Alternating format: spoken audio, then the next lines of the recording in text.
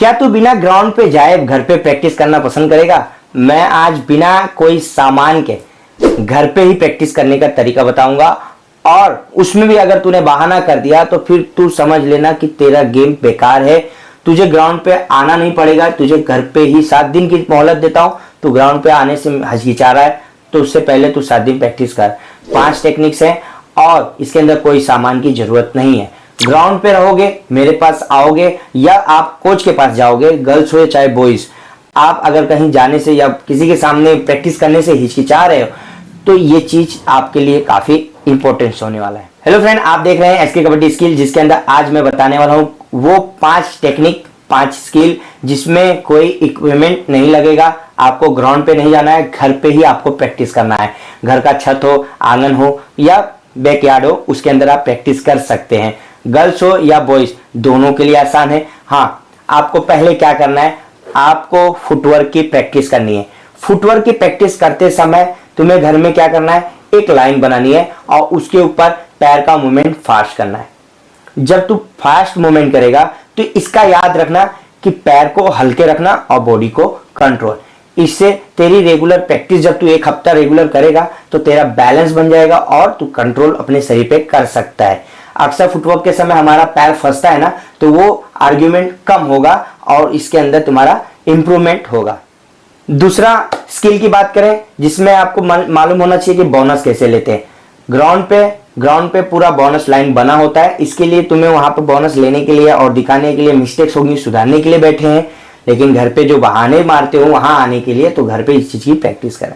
क्या करना है बोनस के लिए, पहले तुम्हें बोनस की तैयारी करनी है।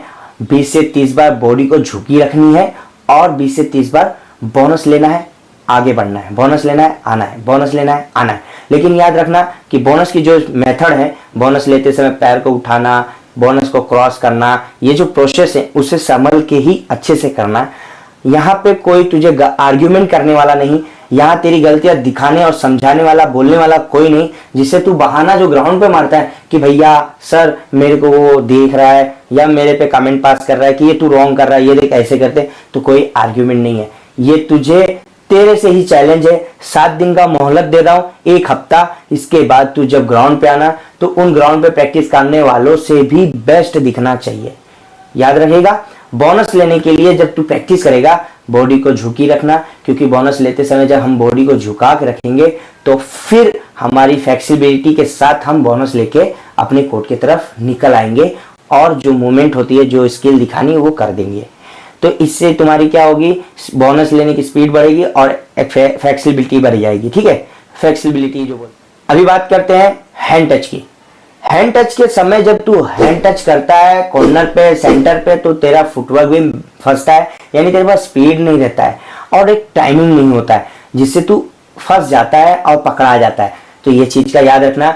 अगर आप गर्ल्स हो तो आप घर पे प्रैक्टिस करो। क्या करोगे, दीवार के पास खड़ा होना है। जो गेम के अंदर जो कोर्ट का मेजरमेंट होता है 3.75 मीटर, 3 मीटर्स, जो जिस एज की कैटेगरी होती है उसके हिसाब से तुम्हें डिस्टेंस मेंटेन करना है दीवार के पास से, और उसके बाद उस दीवार को टच करना है और अपनी स्पीड से निकलना है। टच करना है, स्पीड से निकलना है।